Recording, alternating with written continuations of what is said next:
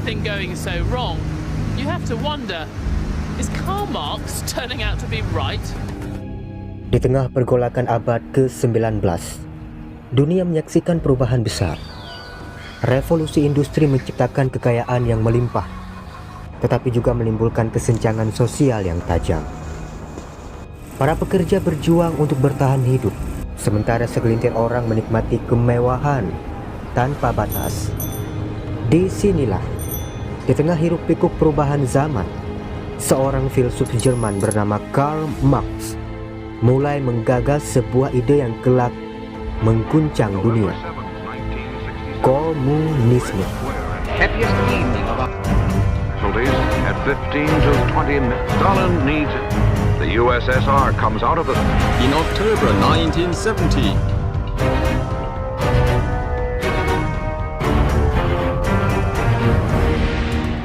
Karl Marx percaya bahwa perjuangan kelas adalah kunci untuk memahami sejarah, dan ia memimpikan dunia di mana tidak ada penindasan, tidak ada eksploitasi, hanya kesetaraan dan keadilan. Dalam film dokumenter ini, kita akan menelusuri perjalanan hidup Karl Marx, memahami gagasan-gagasannya, dan mengeksplorasi bagaimana komunisme yang bermula sebagai sebuah ide radikal telah memengaruhi dunia dari revolusi besar hingga perdebatan yang tak pernah usai. Siapa sebenarnya Karl Marx? Bagaimana pemikirannya terbentuk? Dan mengapa ide-idenya terus hidup di tengah tantangan zaman? Selamat datang di perjalanan intelektual yang akan membawa kita ke akar sejarah dan masa depan peradaban.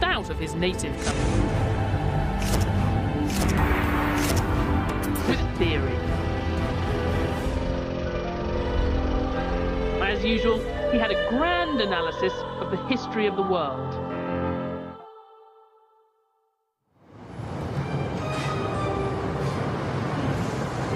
Trier, sebuah kota kecil di Jerman, adalah tempat lahir seorang pemikir yang ide-idenya mengguncang dunia.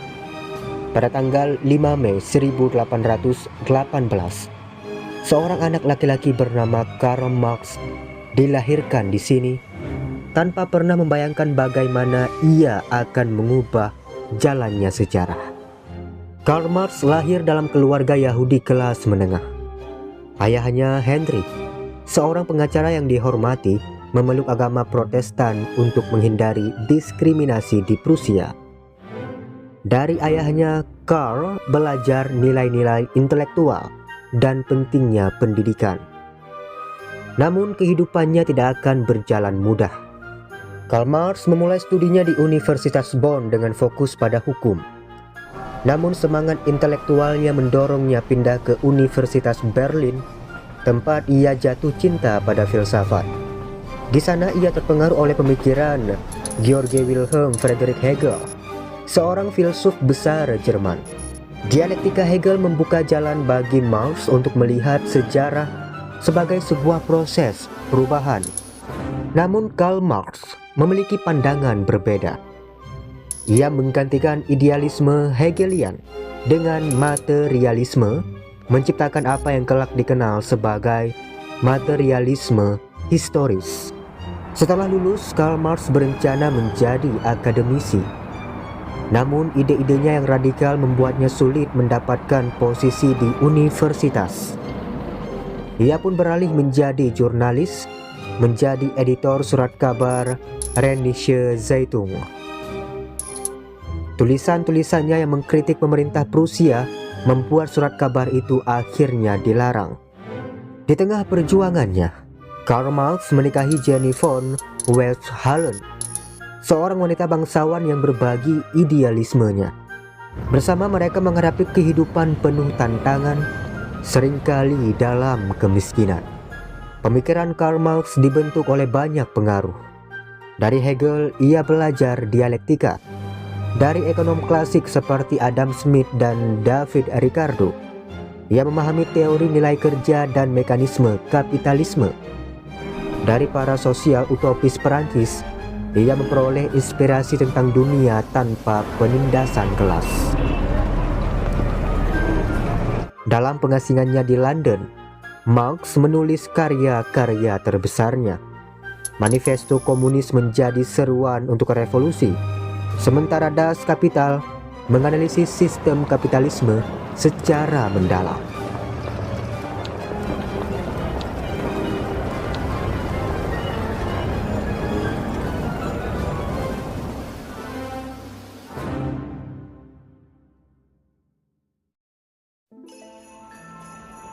Komunisme, sebuah ideologi yang lahir dari visi dunia tanpa ketimpangan, di mana tidak ada lagi jurang antara kaya dan miskin. Semua milik bersama, semua untuk semua. Gagasan ini berakar dari pemikiran seorang filsuf besar, Karl Marx. Karl Marx bersama Friedrich Engels menuangkan ide-ide radikal mereka dalam karya monumental seperti Manifesto Komunis dan Das Kapital. Mereka melihat sejarah sebagai cerita perjuangan antara dua kelas utama, bourgeois, pemilik kekayaan dan kekuasaan, serta proletariat, para pekerja yang mereka eksploitasi. Menurut Karl Marx, di dunia modern, pemilik pabrik bourgeois seringkali memanfaatkan pekerja dengan memberi upah kecil, sementara mereka meraup keuntungan besar. Karl Marx mengusulkan solusi radikal, menghapus kepemilikan pribadi atas alat produksi. Apa artinya? Bayangkan jika sebuah ladang besar dimiliki bersama oleh semua petani. Hasil panennya dibagi sesuai kebutuhan, bukan hanya untuk keuntungan pemilik ladang. Dalam masyarakat komunis tidak ada lagi si kaya dan si miskin. Setiap orang memiliki akses yang sama terhadap kebutuhan dasar, makanan, pendidikan, rumah, dan layanan kesehatan. Prinsip ini adalah inti komunisme. Dari masing-masing menurut kemampuannya, kepada masing-masing menurut kebutuhannya.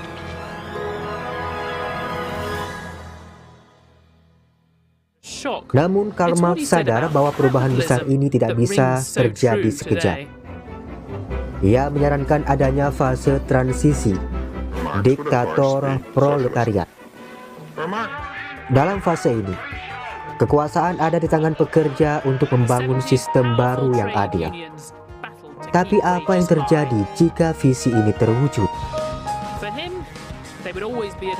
Dalam komunisme, kerjasama menggantikan kompetisi. Tidak ada lagi eksploitasi, tidak ada lagi keterasingan dari hasil kerja. Hubungan antar manusia didasarkan pada rasa saling menghormati, bukan uang atau status. Namun seperti semua ide besar, komunisme menghadapi kritik. Banyak yang mengatakan bahwa komunisme terlalu idealis. Dalam kenyataannya, negara-negara yang mencoba menerapkannya sering berakhir dengan penyalahgunaan kekuasaan. Kritikus juga menyoroti kurangnya insentif dalam sistem ini. Tanpa kompetisi, apa yang mendorong seseorang untuk bekerja keras atau berinovasi? Komunisme adalah visi sebuah dunia tanpa eksploitasi dan ketidakadilan, tapi jalannya panjang dan penuh tantangan. Apakah mungkin menciptakan masyarakat yang benar-benar setara?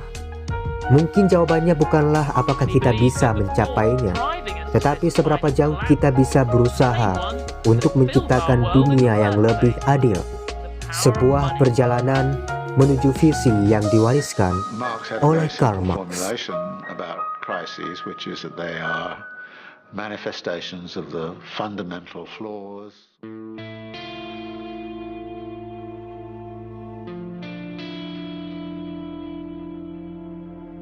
Komunisme, sebuah ideologi yang telah mengubah jalannya sejarah manusia, dari halaman buku hingga revolusi yang mengguncang dunia. Gagasan ini terus menjadi bahan perdebatan yang panas hingga hari ini. The Communist Manifesto, sebuah dokumen yang memaparkan gagasan tentang masyarakat tanpa kelas, di mana kekayaan dan sumber daya dimiliki bersama. Karl Marx percaya bahwa sejarah manusia adalah sejarah perjuangan kelas. Dalam masyarakat kapitalis, ia melihat dua kelompok utama, bourgeois pemilik modal yang menguasai alat produksi, dan proletariat, kaum pekerja yang hanya memiliki tenaga untuk dijual. Menurut Karl Marx, ketimpangan ini akan memicu revolusi di mana proletariat akan bangkit untuk menciptakan sistem baru yang adil. Komunisme. Pada tahun 1917, gagasan Karl Marx menjadi kenyataan di Rusia. Dipimpin oleh Vladimir Lenin, revolusi ini menjadikan Uni Soviet sebagai negara pertama yang menerapkan komunisme. Namun, seperti banyak revolusi lainnya, idealisme seringkali berbenturan dengan realitas. Pemerintah Uni Soviet mengambil alih pabrik dan tanah, mencoba menghapus perbedaan kelas. Tetapi, sentralisasi kekuasaan yang ekstrim seringkali mengorbankan kebebasan individu. Pada tahun 1949, Mao Zedong memimpin revolusi komunis di Tiongkok. Di bawah pemerintahannya, kebijakan seperti lompatan jauh ke depan dan revolusi kebudayaan mencoba mengubah masyarakat, tetapi juga membawa bencana kelaparan dan kekacauan sosial. Komunisme tidak hanya mengubah negara-negara yang menerapkannya, tetapi juga memengaruhi dunia secara luas. Di satu sisi, gagasan kesetaraan yang dibawa komunisme menginspirasi perjuangan buruh untuk mendapatkan hak-hak yang lebih baik. Namun di sisi lain, dunia terpecah antara kapitalisme dan komunisme. Ketegangan ini memicu perang dingin, konflik yang mendominasi abad ke-20 dan menghasilkan perlombaan senjata yang mengancam keamanan global. Hari ini kita hidup di dunia yang banyak belajar dari gagasan komunisme. Negara-negara modern sering menggabungkan elemen kapitalisme dan komunisme untuk menciptakan keseimbangan. Komunisme mengajarkan kita tentang pentingnya kesetaraan, tetapi juga memberi peringatan tentang bahaya kekuasaan yang terlalu terpusat. Komunisme bukan hanya tentang masa lalu. Ini adalah kisah tentang bagaimana gagasan besar dapat membentuk dunia. Dan kita sebagai umat manusia terus mencari cara untuk menciptakan masyarakat yang lebih adil dan seimbang.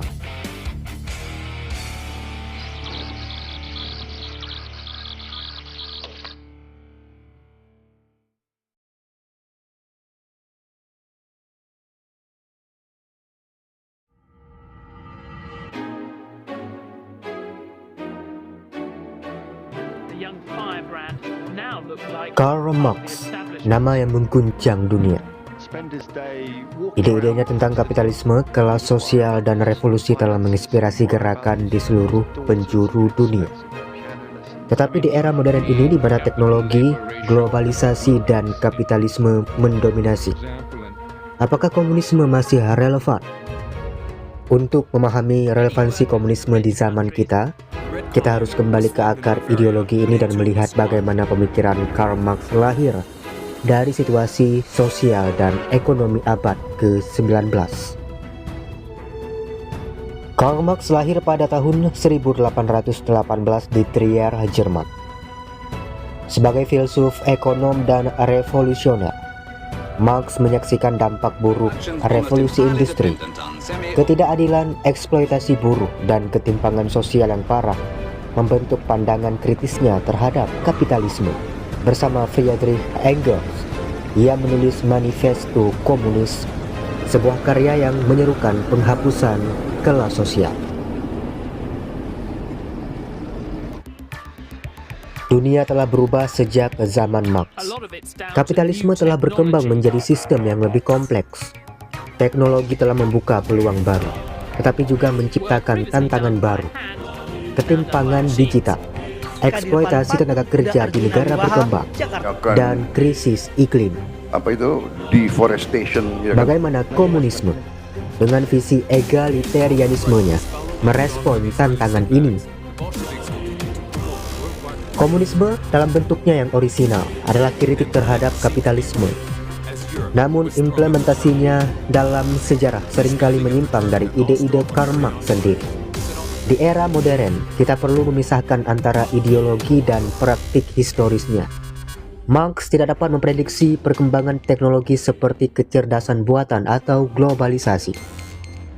Tetapi analisisnya tentang ketimpangan dan eksploitasi tetap relevan, terutama ketika kita melihat bagaimana kekayaan terkonsentrasi pada segelintir orang.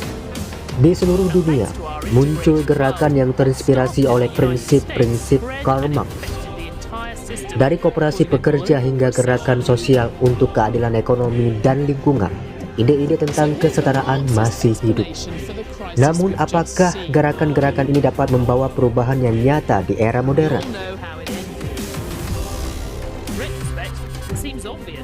Karl Marx adalah manusia dari zamannya, tetapi pemikirannya tetap hidup dalam perdebatan kita tentang keadilan, kesetaraan, dan masa depan umat manusia.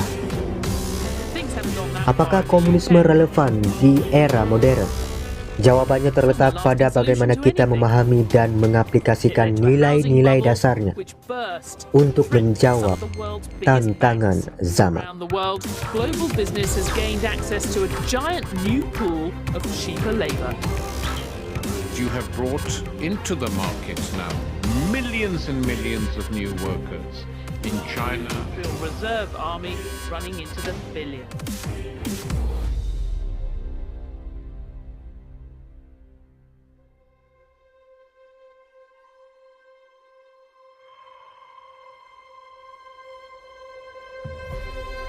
Dunia ini tidak bergerak karena ide-ide abstrak.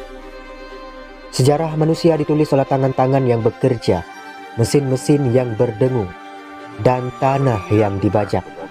Inilah dunia menurut Karl Marx, tempat perjuangan dan perubahan menjadi denyut nadi kehidupan. Karl Marx memperkenalkan dua konsep besar yang menjadi dasar dari teori komunisme: materialisme historis dan dialektika. Untuk memahami ini, kita harus melihat manusia bukan hanya sebagai makhluk yang berpikir, tetapi juga sebagai makhluk yang bekerja.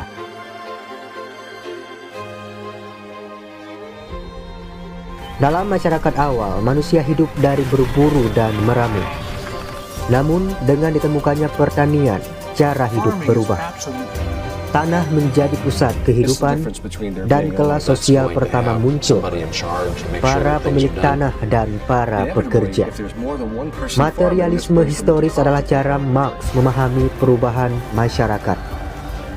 Menurutnya, cara manusia memproduksi kebutuhan hidup adalah kunci untuk memahami sejarah. Dari masyarakat feodal hingga kapitalis, selalu ada satu hal yang mendasarinya: hubungan manusia dengan alat produksi. Dalam kapitalisme, alat produksi berada di tangan segelintir orang, kaum borjuis. Mereka menguasai pabrik, mesin, dan tanah, sementara sebagian besar lainnya, kaum proletar, menjual tenaga mereka untuk bertahan hidup. Namun sejarah tidak pernah berjalan mulus.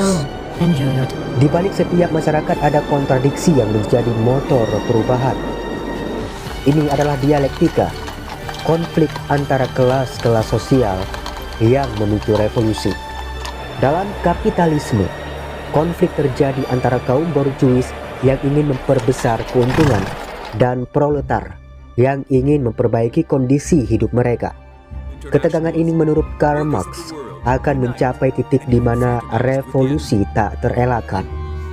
Sejarah manusia menurut Karl Marx adalah perjalanan panjang dari satu sistem ke sistem lain, di mana setiap tahapan membawa kita lebih dekat pada tujuan akhir: komunisme.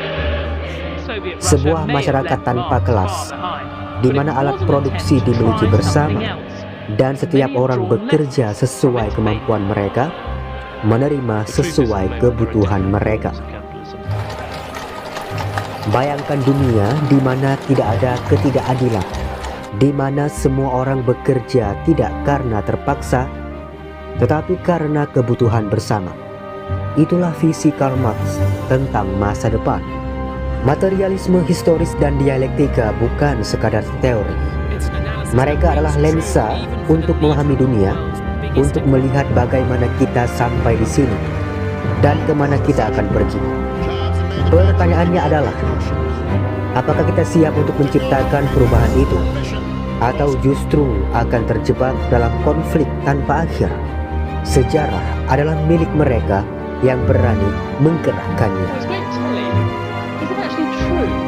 Well, we know the Marx's view of history is right about one thing, at least in Britain and America. Earnings at the very top have soared in the last few years, and everyone else has been squeezed. In Britain, real earnings have been flat or falling for the best part of 10 years, since before the crisis. And in America, that's been happening since the 70s.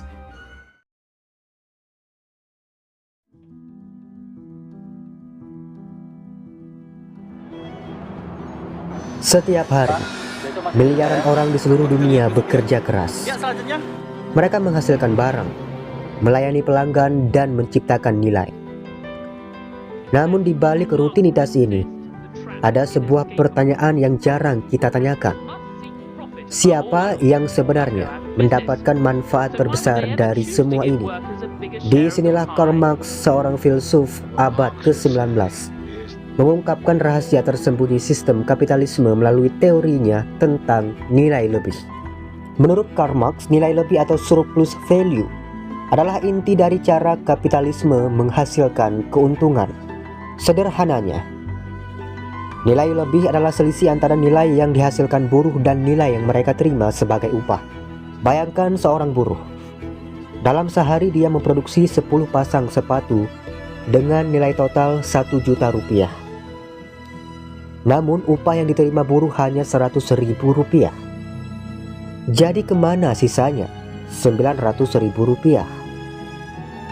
Jawabannya ke kantong pemilik pabrik. Inilah yang disebut Karl Marx sebagai nilai lebih. Dan inilah yang menjadi sumber keuntungan dalam kapitalisme. Untuk memahami nilai lebih, kita harus melihat lebih dekat pada waktu kerja. Karl Marx membagi waktu kerja buruh menjadi 2 bagian. Waktu kerja untuk menghasilkan nilai setara dengan upah mereka, dan waktu kerja surplus, di mana mereka menciptakan nilai lebih untuk kapitalis. Dalam kasus ini, hanya 2 jam dari 8 jam kerja yang benar-benar menghasilkan nilai setara dengan upah seorang buruh. Sisa 6 jam adalah waktu surplus yang sepenuhnya menjadi keuntungan pemilik modal. Bagi Karl Marx, sistem ini tidak hanya eksploitatif, tetapi juga menyebabkan alienasi atau keterasingan. Buruh terpisah dari hasil kerja mereka, dari proses kerja itu sendiri, dan bahkan dari sesama buruh. Buruh hanya menjadi bagian kecil dari mesin kapitalisme, kehilangan kendali atas kreativitas dan kebebasan mereka. Selain itu, kapitalisme menciptakan ketimpangan yang semakin besar. Kekayaan terkonsentrasi di tangan segelintir orang, sementara mayoritas buruh tetap berada di ambang kemiskinan. Karl Marx tidak hanya mengkritik kapitalisme, tetapi juga menawarkan visi alternatif, masyarakat tanpa eksploitasi. Dalam sistem ini, alat produksi dimiliki bersama dan hasil kerja didistribusikan secara adil. Bagi Karl Marx, inilah jalan menuju kebebasan sejati, sebuah dunia di mana kerja manusia tidak lagi menjadi alat eksploitasi, tetapi menjadi sarana untuk mewujudkan potensi terbaik mereka. They didn't do it for our benefit. They did it because it made them rich. So at first glance, Marx's idea that capitalism's search for profit would be its downfall sounds absurd.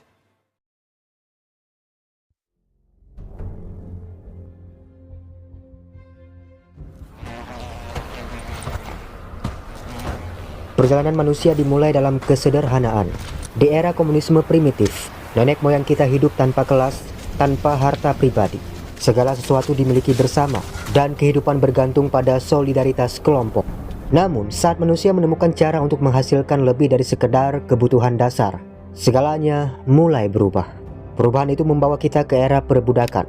Dalam masyarakat berbasis perbudakan, alat produksi dikuasai oleh segelintir elit, sementara mayoritas bekerja di bawah paksaan. Di sini lahir konflik kelas pertama, pemilik budak melawan budak. Sistem ini brutal, tetapi juga menciptakan dasar-dasar untuk peradaban besar. Dengan runtuhnya perbudakan, muncul feodalisme, sebuah sistem yang berbasis pada tanah dan hubungan hierarkis. Para petani bekerja keras untuk tuan tanah, menghasilkan kekayaan yang mereka sendiri tak nikmati. Namun, di sela-sela ladang dan kastil, kota-kota kecil mulai berkembang, membawa harapan baru. Kapitalisme, sistem yang mengubah dunia. Dengan inovasi dan industri, ia melahirkan kemakmuran yang belum pernah terjadi sebelumnya. Tapi ada harga yang harus dibayar. Buruh atau proletar dipaksa menjual tenaga mereka demi upah yang nyaris tidak cukup untuk bertahan hidup. Sementara pemilik modal atau borjuis terus menumpuk kekayaan. Dalam kapitalisme, ketimpangan terus tumbuh. Krisis ekonomi yang berulang dan eksploitasi yang sistematis memicu perlawanan. Karl Marx percaya dari konflik ini akan lahir sebuah revolusi, revolusi proletar. Buruh akan mengambil alih alat produksi dan mendirikan masyarakat baru. Sosialisme. Sosialisme adalah tahap transisi. Di sini negara masih ada, tetapi hanya sebagai alat untuk mengelola sumber daya demi kesejahteraan semua. Lambat laun kelas sosial pun lenyap, dan akhirnya muncullah visi terakhir Karl Marx, komunisme. Sebuah dunia tanpa kelas, tanpa negara, di mana setiap orang hidup sesuai kemampuannya dan menerima sesuai kebutuhannya. Namun, jalan menuju komunisme penuh tantangan. Banyak yang mencoba, tetapi tidak semua berhasil. Apakah gagasan Karl Marx sekadar utopia? Ataukah kita belum sepenuhnya memahami visinya? Satu hal yang pasti, konflik kelas dan perjuangan manusia masih terus berlanjut. Di dunia yang terus berubah ini, gagasan Karl Marx tetap menggema. Ia mengingatkan kita bahwa sejarah adalah perjuangan, dan masa depan adalah milik mereka yang berani bermimpi akan dunia yang lebih adil.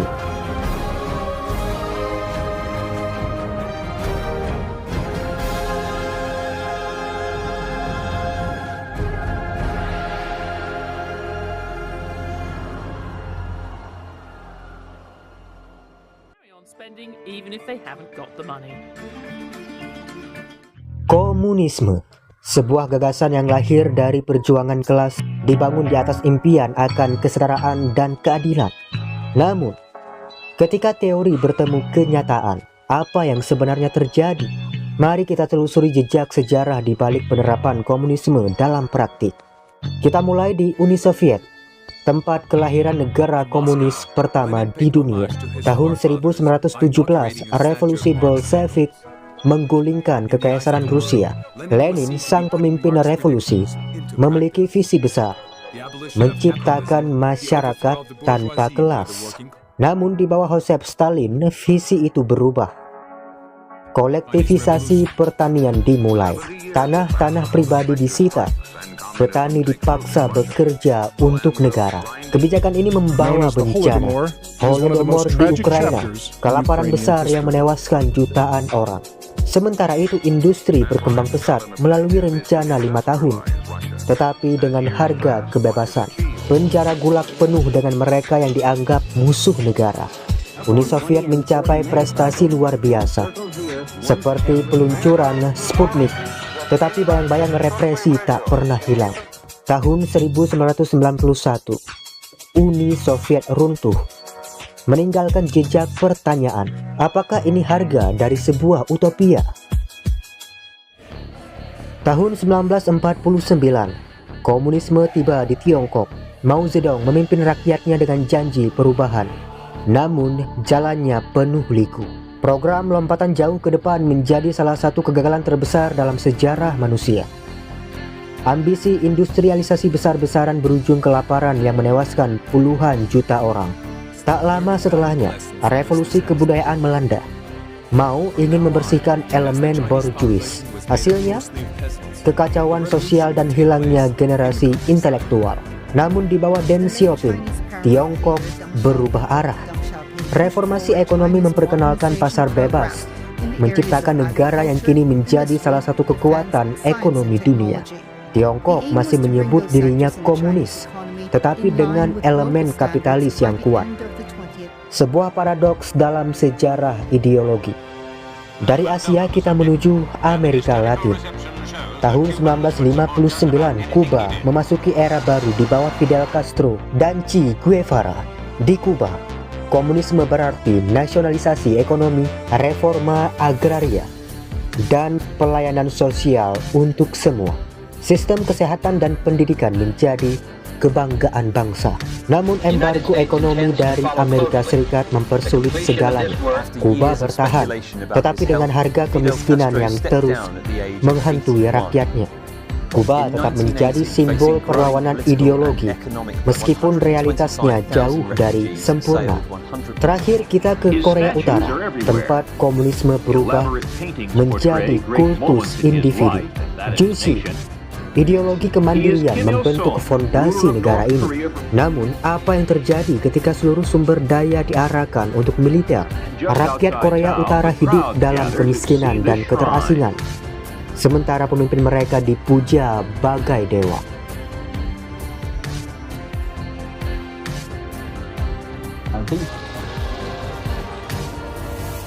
Komunisme dalam praktiknya seringkali berbeda jauh dari teori. Dari kemajuan teknologi hingga penderitaan manusia, kisah ini adalah refleksi kompleksitas sebuah ideologi. Pertanyaannya tetap, apakah komunisme sebuah mimpi yang tidak pernah bisa diwujudkan? Ataukah kegagalan ini mencerminkan cara kita menerapkannya? Jawabannya ada di tangan sejarah. After his first visit in 1984, the Shenzhen visit came on the heels of the 1989 Tiananmen Square crackdown. Faced with the showdown, Khrushchev has the missiles removed. But had they reached readiness before being discovered, the nuclear threat in the Western Hemisphere would have been very real indeed. At the age of 92, 5 months before Hong Kong returned to China.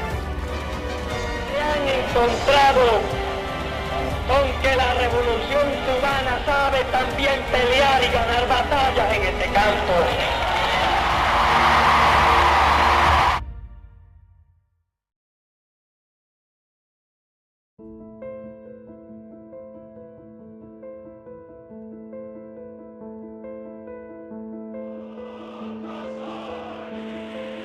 Komunisme, sebuah ideologi yang lahir dari impian akan kesetaraan dan keadilan sosial.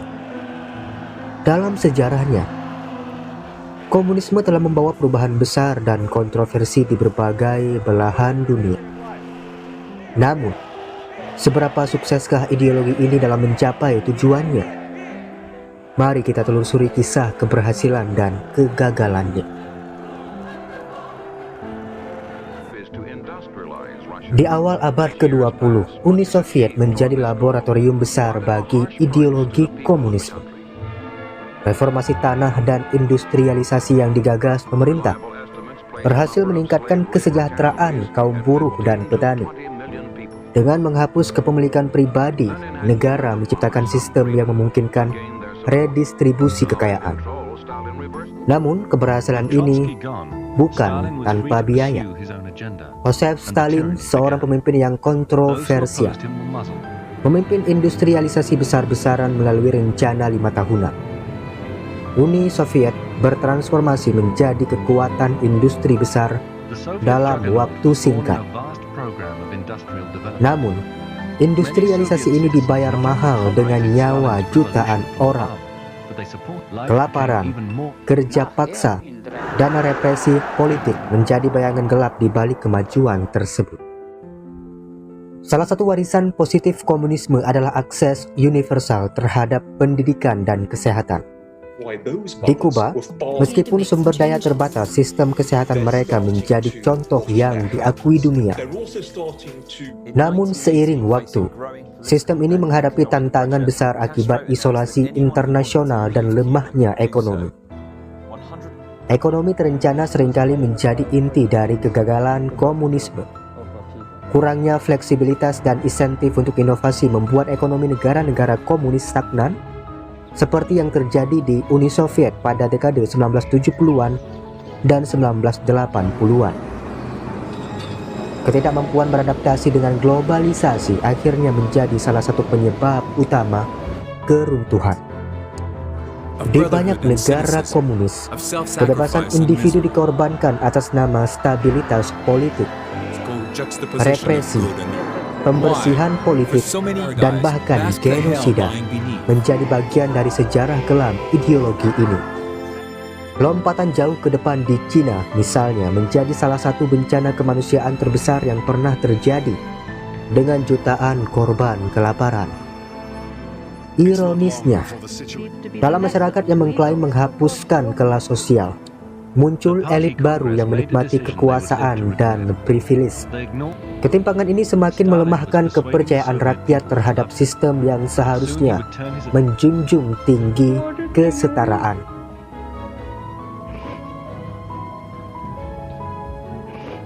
Unjust and bloody systems in the history of mankind. Communism. Keberhasilan atau kegagalan komunisme tidak dapat dilepaskan dari konteks sejarah, kepemimpinan, dan dukungan internasional. Pada masa-masa awal, kepemimpinan kuat seperti Stalin dan Mao mampu membawa perubahan besar, tetapi seiring dengan konsekuensi kemanusiaan yang mengerikan. Sebaliknya, kepemimpinan yang lemah mempercepat keruntuhan, seperti yang terjadi di akhir era Uni Soviet.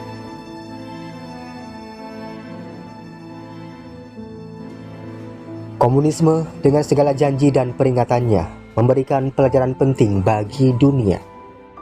Ideologi ini membuktikan bahwa pemertaan dan keadilan sosial membutuhkan lebih dari sekadar niat baik. Dalam praktiknya, ia menghadapi tantangan besar yang tidak mudah diatasi. Apakah ada ruang untuk ide-ide ini dalam masyarakat modern? Hanya waktu yang akan menjawab.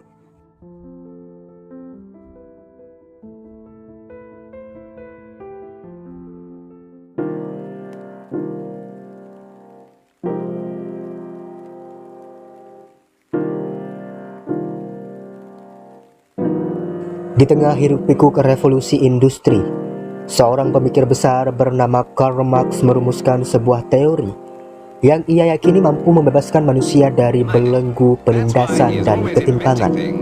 Teori itu adalah komunisme. Namun mengapa gagasan ideal ini sulit diwujudkan dalam kenyataan?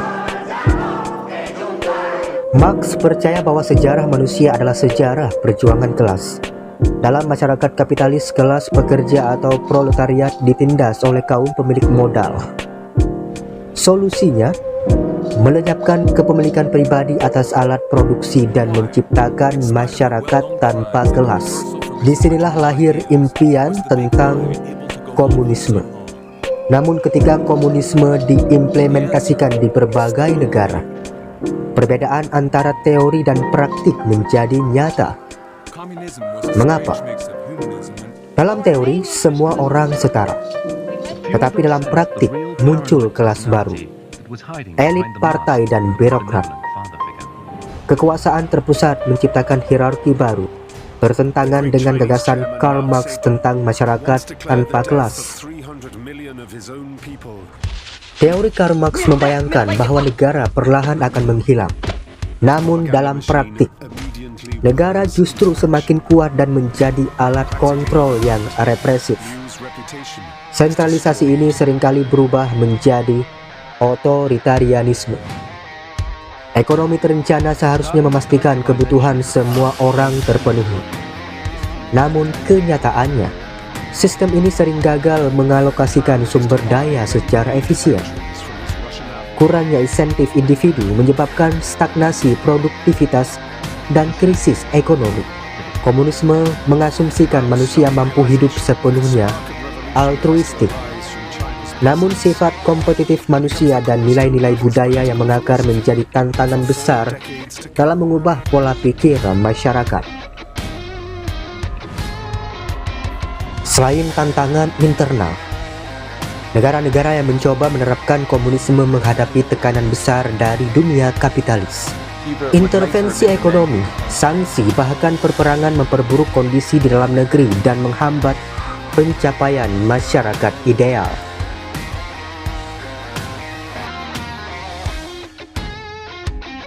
Komunisme sebagaimana digagas Karl Marx tetap menjadi salah satu gagasan paling kontroversial dalam sejarah manusia.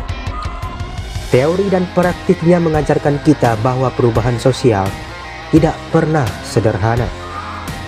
Akankah dunia suatu hari mampu merealisasikan visi Karl Marx?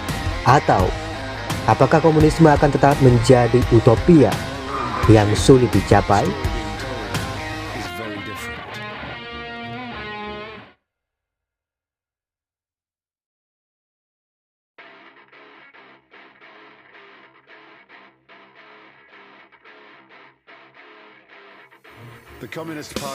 Dalam sistem komunis, negara menjadi penguasa mutlak atas seluruh alat produksi.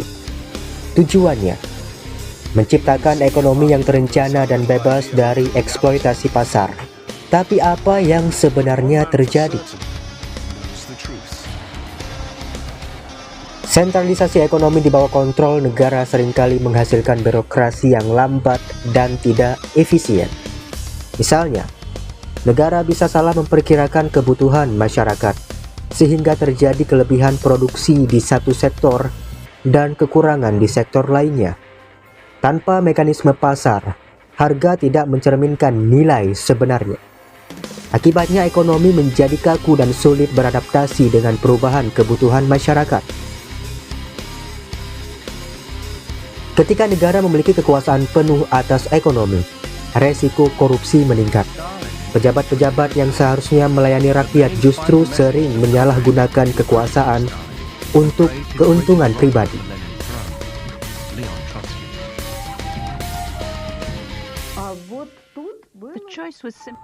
Dalam masyarakat komunis, kesetaraan dianggap segalanya.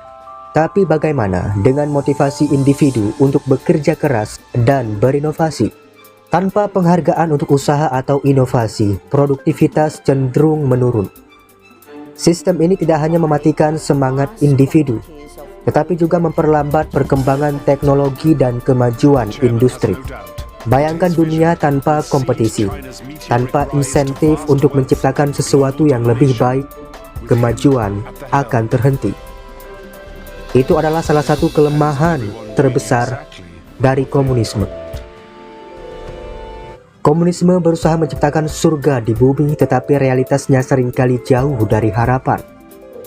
Ketika negara memegang kendali penuh dan insentif individu dihapus, sistem ini gagal memenuhi janjinya. Pelajaran penting dari sejarah adalah bahwa keseimbangan antara keadilan sosial dan kebebasan individu menjadi kunci bagi masa depan yang lebih baik.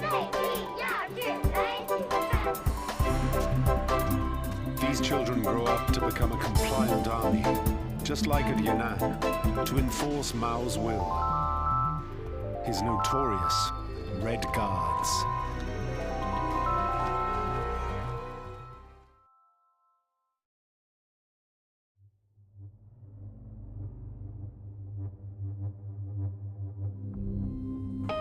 Otoritarianisme, sebuah sistem kekuasaan yang memusatkan kendali, membungkam suara, dan membatasi kebebasan. Tapi bagaimana ia tumbuh subur di dalam sistem negara yang mengaku ingin menciptakan kesetaraan untuk semua?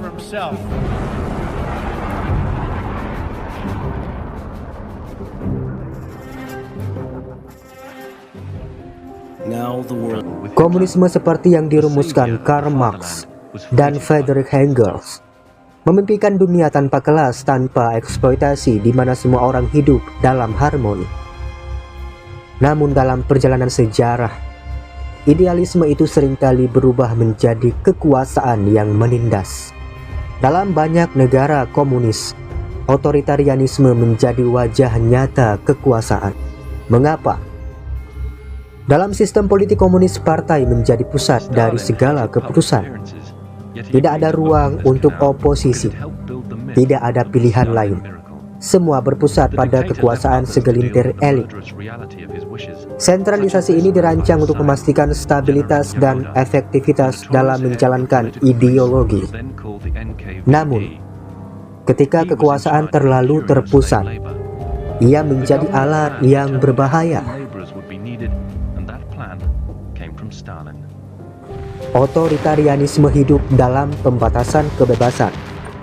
Hak untuk berbicara, berkumpul, bahkan berpikir bebas dianggap ancaman bagi kekuasaan. Dissident ditangkap, media dibungkam, propaganda menjadi suara tunggal. Di Tiongkok, pada puncak revolusi kebudayaan, kendali terhadap pikiran dan tindakan rakyat mencapai tingkat ekstrim. Mereka yang dianggap menyimpang dihukum tanpa belas kasihan.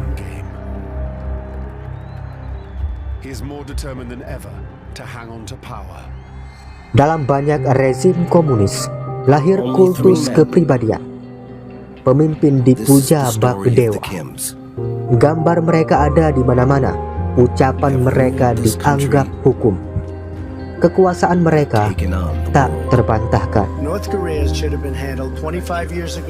Kultus kepribadian menciptakan ilusi stabilitas.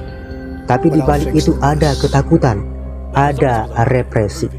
Kekuatan militer dan aparat keamanan menjadi pilar utama otoritarianisme. Mereka bukan hanya melindungi negara, tapi juga melindungi kekuasaan pemimpin. Namun di balik layar sering terjadi krisis legitimasi. Ketika legitimasi mulai runtuh, rakyat mencari perubahan.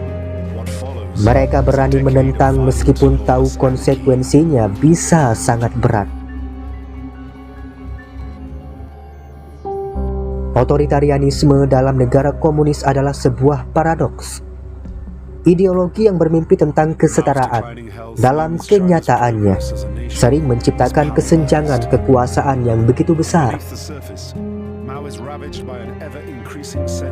Tapi sejarah mengajarkan kita bahwa di balik setiap rezim yang represif selalu ada harapan dan perjuangan untuk kebebasan.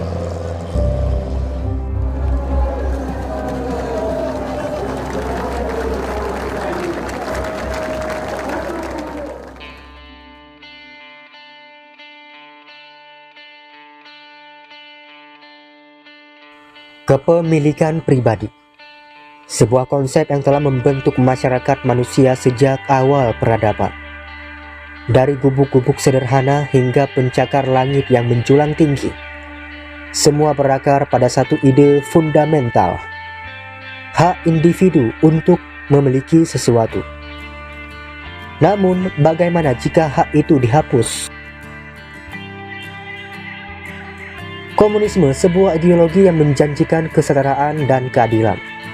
Tapi salah satu pilar utamanya, penghapusan kepemilikan pribadi, mengundang pertanyaan mendalam. Apakah ini benar-benar adil? Atau justru mengancam prinsip-prinsip etika dan hak asasi manusia? Hak atas kepemilikan pribadi diakui dalam Deklarasi Universal Hak Asasi Manusia. Pasal 17 menyatakan bahwa setiap orang berhak memiliki properti, baik sendiri maupun bersama orang lain. Menghapus hak ini berarti mencabut bagian penting dari kebebasan individu. Ketika hak milik dihapus, individu kehilangan kendali atas hasil jerih payah mereka. Secara etis, ini adalah pelanggaran yang merusak kemandirian manusia. Kepemilikan pribadi memberikan rasa pencapaian. Ketika Anda tahu bahwa apa yang Anda kerjakan akan menjadi milik Anda, motivasi dan kreativitas muncul secara alami.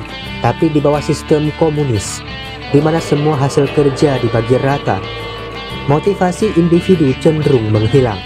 Tanpa kepemilikan pribadi, kebebasan untuk menentukan nasib sendiri pun sirna.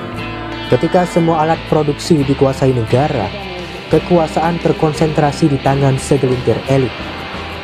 Ini membuka pintu bagi eksploitasi dan korupsi. Alih-alih menciptakan kesetaraan, sistem ini seringkali justru memperkuat ketidakadilan. Kepemilikan pribadi menjadi tameng melawan tirani, sementara penghapusan hak milik menciptakan masyarakat yang sepenuhnya bergantung pada negara. Bagi banyak orang, kepemilikan pribadi bukan sekadar soal materi. Ini adalah bagian dari identitas. Rumah yang Anda tempati, buku yang Anda koleksi, semuanya mencerminkan siapa Anda. Ketika kepemilikan pribadi dihapus, individu kehilangan sesuatu yang mendasar, rasa memiliki. Hal ini menciptakan alienasi, perasaan terasing di tengah sistem yang seharusnya melindungi mereka. Dalam masyarakat yang menghargai keberagaman, setiap individu memiliki kebebasan untuk memilih dan menentukan jalan hidup mereka sendiri. Namun komunisme memaksakan keseragaman, mengabaikan preferensi dan kebutuhan unik setiap orang. Etika mengajarkan kita untuk menghormati kebebasan individu. Dengan menghapus kepemilikan pribadi, kita mengambil hak seseorang untuk memilih bagaimana mereka ingin hidup. Komunisme mungkin memiliki tujuan mulia, tetapi penghapusan kepemilikan pribadi membawa resiko besar. Dari pelanggaran hak asasi hingga hilangnya kebebasan dan identitas, sistem ini menghadirkan tantangan etis yang serius. Keadilan sejati bukan berarti menghapus kepemilikan pribadi, melainkan memastikan bahwa setiap orang memiliki kesempatan yang setara untuk menikmati hasil kerja mereka. Mungkin keadilan yang sesungguhnya terletak pada keseimbangan. Sebuah dunia di mana hak milik dihormati, tetapi tidak pernah melupakan prinsip solidaritas.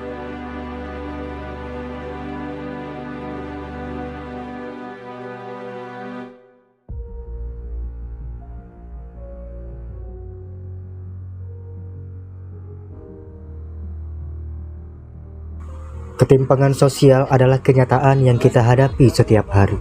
Dari perbedaan tajam dalam distribusi kekayaan hingga akses yang timpang terhadap layanan dasar, dunia modern terus bergulat dengan ketidakadilan yang mencolok. Di tengah dinamika ini, pemikiran seorang filsuf abad ke-19, Karl Marx, kembali menjadi sorotan. Marx menawarkan kritik tajam terhadap sistem kapitalisme yang ia sebut sebagai akar dari ketimpangan sosial. Tapi, seberapa relevan ide-idenya di era globalisasi dan teknologi ini? Kapitalisme modern telah membawa kemajuan luar biasa, dari inovasi teknologi hingga peningkatan standar hidup. Namun sistem ini juga melahirkan kesenjangan yang mencolok. Sebuah laporan Oxfam mengungkapkan bahwa sebagian kecil populasi menguasai sebagian besar kekayaan dunia. Sementara itu, miliaran orang berjuang hanya untuk bertahan hidup. Ketimpangan ini tidak hanya mencakup aspek ekonomi, tetapi juga meluas ke pendidikan, kesehatan, dan akses teknologi. Kapitalisme memang menciptakan peluang, tetapi juga memperbesar jurang antara yang memiliki dan yang tidak. Marx percaya bahwa ketimpangan sosial berakar pada kepemilikan pribadi atas alat produksi.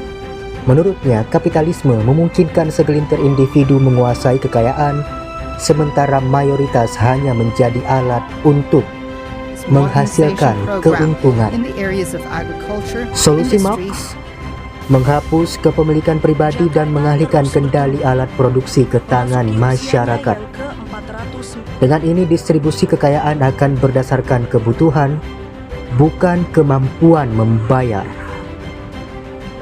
Di abad ke-20, sejumlah negara mencoba menerapkan prinsip komunisme. Namun hasilnya seringkali tidak sesuai harapan. Model-model ini kerap dikritik karena sifat otoriternya dan kegagalannya menciptakan masyarakat tanpa kelas. Pengalaman dari negara-negara tersebut memberikan pelajaran penting. Namun tidak dapat disangkal bahwa pemikiran Marx tetap relevan, terutama dalam gerakan sosial modern yang menuntut keadilan dan kesetaraan. Gerakan anti-globalisasi, kampanye melawan kesenjangan upah, hingga seruan untuk pajak progresif menunjukkan bahwa kritik terhadap kapitalisme terus bergaung, terinspirasi oleh Marx. Selain komunisme, terdapat pendekatan lain untuk mengurangi ketimpangan tanpa sepenuhnya meninggalkan kapitalisme. Negara-negara Skandinavia misalnya berhasil menciptakan keseimbangan melalui kebijakan pajak progresif, subsidi sosial, dan akses universal ke layanan dasar. Kebijakan-kebijakan ini mencerminkan esensi dari pemikiran Karl Marx, redistribusi kekayaan dan perlindungan hak-hak pekerja, meskipun dalam kerangka yang lebih pragmatis. Ketimpangan sosial adalah tantangan abadi dan pemikiran Karl Marx menawarkan lensa untuk memahami akar masalah ini. Meski penerapan komunisme murni sulit di era modern, ide-ide Karl Marx tetap menjadi inspirasi untuk menciptakan kebijakan yang lebih inklusif dan adil. Karena di balik semua teori dan ideologi, harapan kita tetap sama. Sebuah dunia yang adil bagi semua. The expansion of settlements for Jewish people, leading to frequent clashes with Palestinians who'd lived there. The settlements are deemed illegal under international.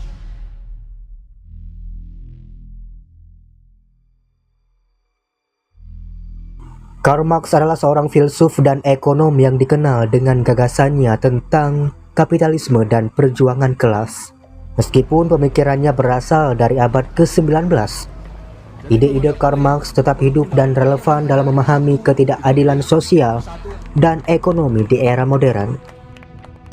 Kali ini kita akan menyelami pengaruh pemikiran Karl Marx dalam 3 diskursus utama: postmodernisme, feminisme, dan ekologi.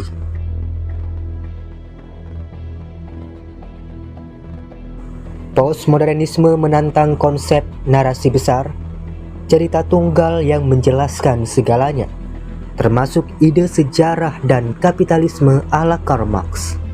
Namun gagasan Marx tetap memengaruhi diskursus ini dengan cara yang menarik.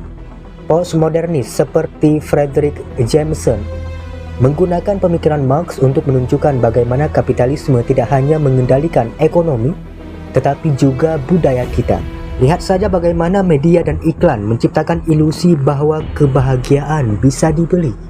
Karl Marx menyebut bahwa ideologi dominan diciptakan oleh kelas berkuasa. Postmodernisme memperluas kritik ini dengan membongkar narasi seperti kemajuan teknologi yang sering digunakan untuk mempertahankan kapitalisme. Walaupun istilah kelas jarang disebut di masyarakat modern, hubungan kekuasaan antara yang kaya dan miskin tetap nyata. Pemikiran Karl Marx tentang eksploitasi masih menjadi alat yang ampuh untuk memahami ketimpangan ini. Feminisme memandang ketidakadilan gender sebagai bagian dari struktur sosial yang lebih besar. Disinilah pemikiran Karl Marx memainkan peran penting. Karl Marx berbicara tentang eksploitasi tenaga kerja. Feminisme menyoroti bahwa pekerjaan domestik yang dilakukan perempuan seringkali dianggap tidak terlihat, meskipun sangat penting bagi kapitalisme. Analisis Karl Marx membantu feminisme memahami bagaimana kapitalisme memperburuk ketidakadilan gender, terutama bagi perempuan dari kelas pekerja. Konsep alienasi Karl Marx membantu menjelaskan bagaimana perempuan sering kehilangan kendali atas tubuh dan hidup mereka dalam sistem patriarki yang berorientasi kapitalis. Dalam ekologi, pemikiran Karl Marx menjelaskan bagaimana kapitalisme merusak hubungan manusia dengan alam.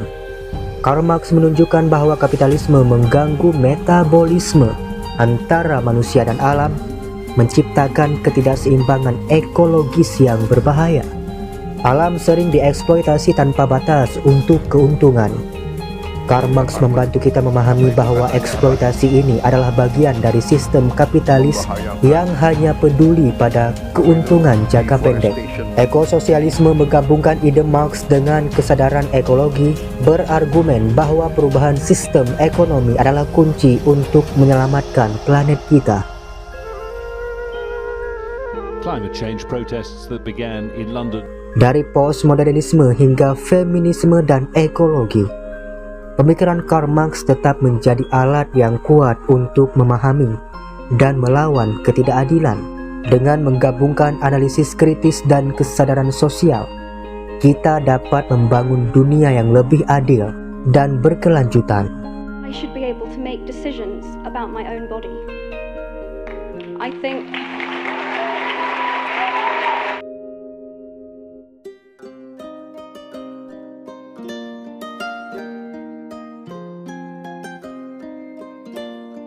di tengah asap tebal revolusi industri, seorang pria bangkit dengan ide yang mengguncang dunia. Dialah Karl Marx, seorang pemikir radikal yang mendedikasikan hidupnya untuk menelusuri akar ketidakadilan dan menciptakan visi masa depan yang berbeda. Bagi Marx, kapitalisme adalah sistem yang penuh kontradiksi. Ia melihat bagaimana kelas pekerja yang menciptakan kekayaan justru tertindas dan teralienasi. Dari sini lahir gagasan revolusionernya, komunisme.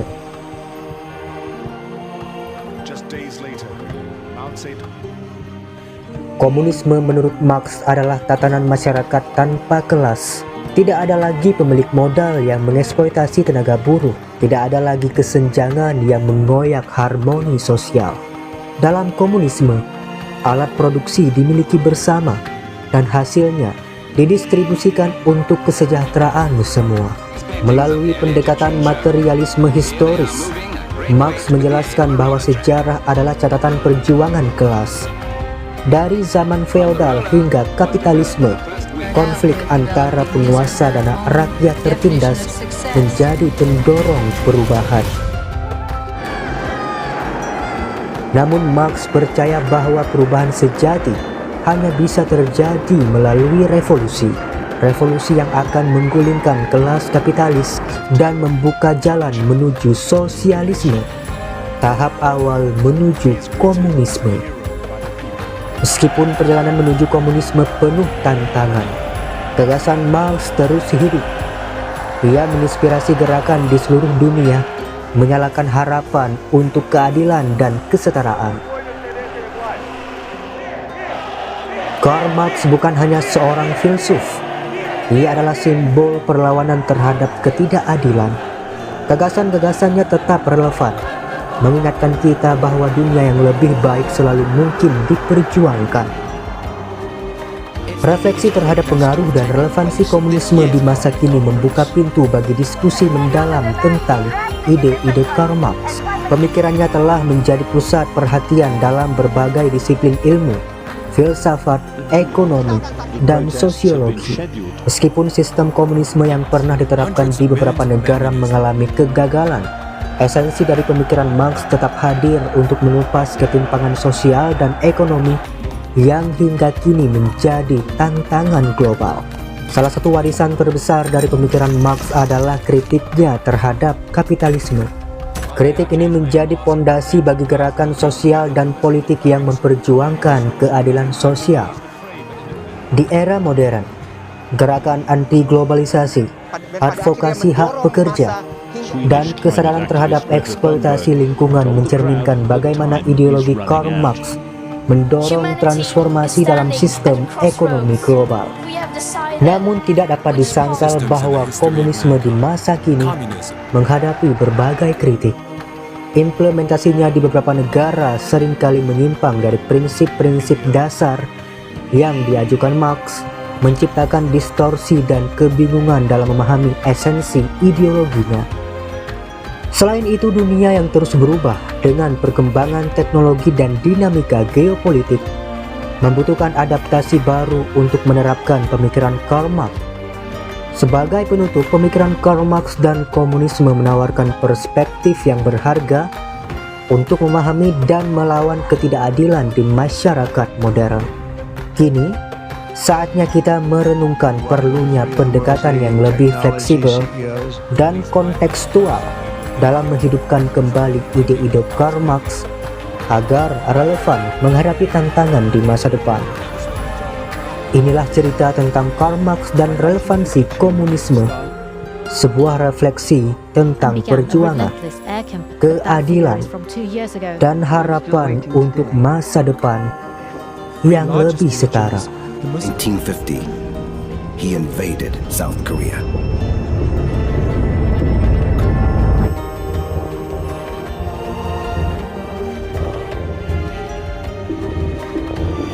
But he had badly underestimated the military might of the Americans and their willingness to use it.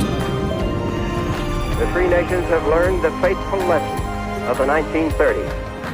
That lesson is that aggression must be met firmly. The United States hit back mercilessly.